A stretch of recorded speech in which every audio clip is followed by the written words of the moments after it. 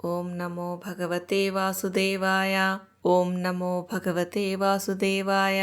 ఓం నమో భగవతే వాసుదేవాయ.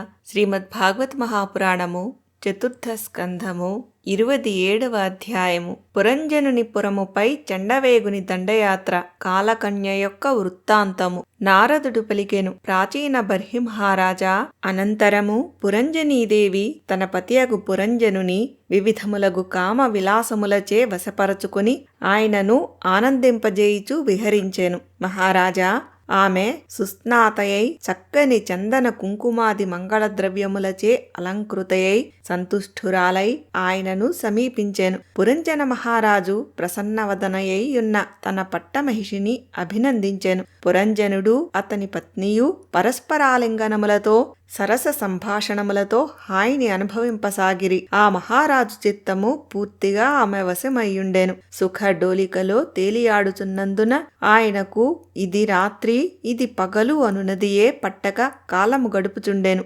ప్రేమోన్మత్తుడయ్యున్న ఆ మహారాజు తన పట్టమహిషి భుజమును తలగడగా చేసుకొని అమూల్యమైన హంసతూలికా తల్పముపై శయనించుచుండెను. ఆ వీరుడు ఆమెనే తన సర్వస్వముగా భావించెను. ఇట్లు అజ్ఞానావృతుడయ్యున్నందున అతనికి ఆత్మ పరమాత్మ అను జ్ఞానము శూన్యమయ్యెను. అతడు కామాతుర చిత్తుడై ఆమెతో ఇట్లు క్రీడించుచుండెను. అందువలన అతని యవనదశి అంతయు కనురెప్పపాటులో వలె గతించిపోయెను. ప్రజాపతి అనగా ప్రాచీన బర్హి మహారాజా, పురంజనుని వలన అతని భార్యయగు పురంజనియందు 1100 మంది పుత్రులు 110 మంది కుమార్తెలు కలిగిరి. పుత్రికలు అందరును సౌశీల్యవతులు, ఔదార్య గుణములు కలవారు. అందువలన వారు ఎల్లరునూ తల్లిదండ్రుల పేరు ప్రతిష్టలను ఇనుమడింపజేయువారైరి. పౌరంజన్య నామములతో రూఢికెక్కిరి.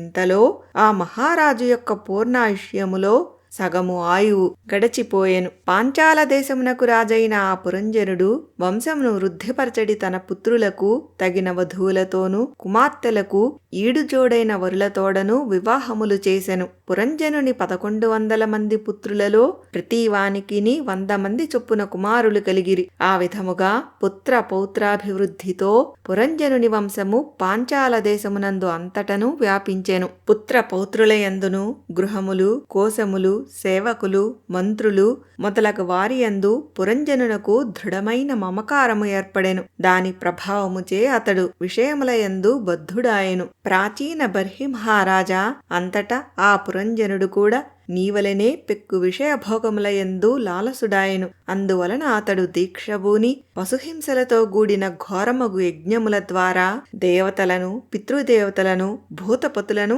ఆరాధించెను. అతడు జీవితాంతము వరకును కుటుంబ పోషణయందే మునిగిపోయెను. అందువలన అతడు తన ఆత్మశ్రేయస్కరములైన కర్మల విషయమున అశ్రద్ధ వహించెను. ఇంతలో స్త్రీలంపటులైన పురుషులకు అప్రియమైన ముసలితనము అతనిని క్రమ్ముకొనెను. రాజా, గంధర్వులకు అధిపతి అయిన చండవేగుడు అనువాడు కలడు. అతడు మిగుల ఖ్యాతి వహించినవాడు. అతని ఆధీనములో బలిష్ఠులైన 360 మంది గంధర్వులు గలరు. ఆ గంధర్వునకు అంతే సంఖ్యలో బలవంతులగు గంధర్వ స్త్రీలు కూడా ఉండిరి. వారిలో నలుపు, తెలుపు రంగు గలవారలు గంధర్వులతో జతకట్టియుండెదరు. వారందరును సకల భోగ భాగ్యములతో తొలతూగుచున్న ఆ నగరమునందు తిరుగుతూ వంతుల వారిగా దోచుకొనుచుండిరి. చండవేగుని యొక్క అనుచరులు పురంజనపురమునందు సంపదలను హరించివేయుట ప్రారంభించినంతనే 5 పడగలు గల ప్రజాగర సర్పము వారికి అడ్డుబడెను. పురంజనపురము రక్షించుకొనుటకు పూనుకొనియున్న ఆ ప్రజాగర సర్పము ఒక్కటే, అనగా ఒంటరిగానే ఆ నగర సంపదను దోచుకొనుచున్న 720 మందితో, అనగా 360 మంది గంధర్వులు, 360 మంది గంధర్వ స్త్రీలు 100 సంవత్సరముల పాటు పోరాడసాగెను. పెక్కు మందితో ఒక్కడే, అనగా పెద్ద కాలము యుద్ధము చేయుచుండుట వలన ప్రజాగర సర్పము బలము క్షీణింపసాగెను. ఆ పరిస్థితిని గమనించిన పురంజనుడు అతని బంధువులు ఎంతయో చింతాక్రాంతులైరి. ఆ పురంజనుడు ఇంతవరకును పాంచాల దేశమునందలి తన దూతలు తీసుకొని వచ్చిన పన్నులను గ్రహించుచూ వాటి వలన విషయ సుఖములయందే నిమగ్నుడైయుండెను. అతడు స్త్రీలోలుడైయుండుటచే రాబోవు ప్రమాదములను గుర్తింపకుండెను. ప్రాచీన బర్హి కాలుని కుమార్తె ఒకతే, అనగా జర తనకు తగిన వరునికై ముల్లోకముల యందును సంచరించుచుండెను. కాని ఎవ్వరునూ ఆమెను స్వీకరింపలేదు. జరాయను ఈ కాలకన్య మిగుల దురదృష్టవంతురాలు. అందువలన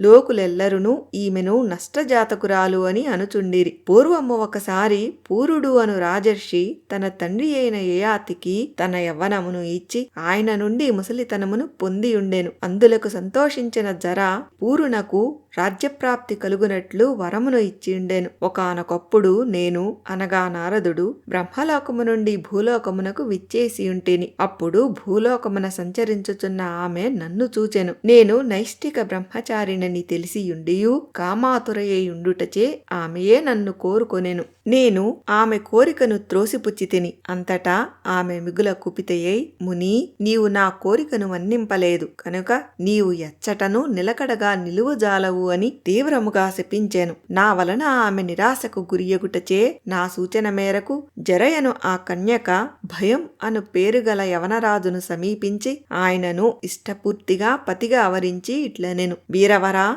నీవు యవనులలో శ్రేష్ఠుడవు. నేను నిన్ను వరించితిని. నిన్ను పతిగా కోరుకొనుచున్నాను. జీవులు నీపై పెట్టుకునిన సంకల్పము ఎన్నడూనూ వృధా కాదు కదా.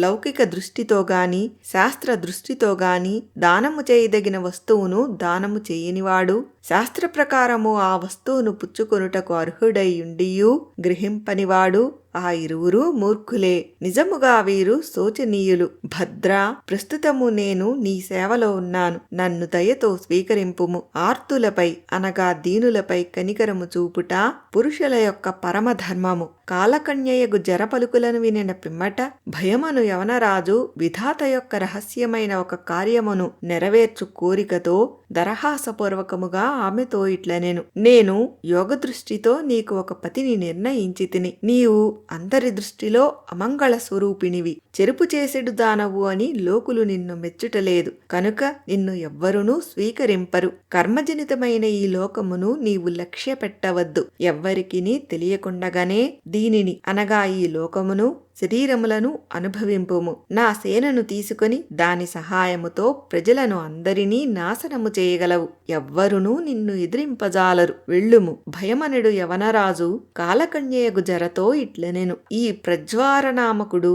అనగా ప్రజ్వారుడు అనువాడు నాకు సోదరుడు. నీవు నాకు సోదరివి కమ్ము. నేను మీ ఇరువరితో గూడి ఎవ్వరికి నీ తెలియకుండగానే భయంకర సేనను తీసుకొని ఈ లోకమునందు అంతటను సంచరింపగలను. ఇది శ్రీమద్ భాగవత మహాపురాణం నందలి 4వ స్కందమునందు 27వ అధ్యాయము. ఓం నమో భగవతే వాసుదేవాయ.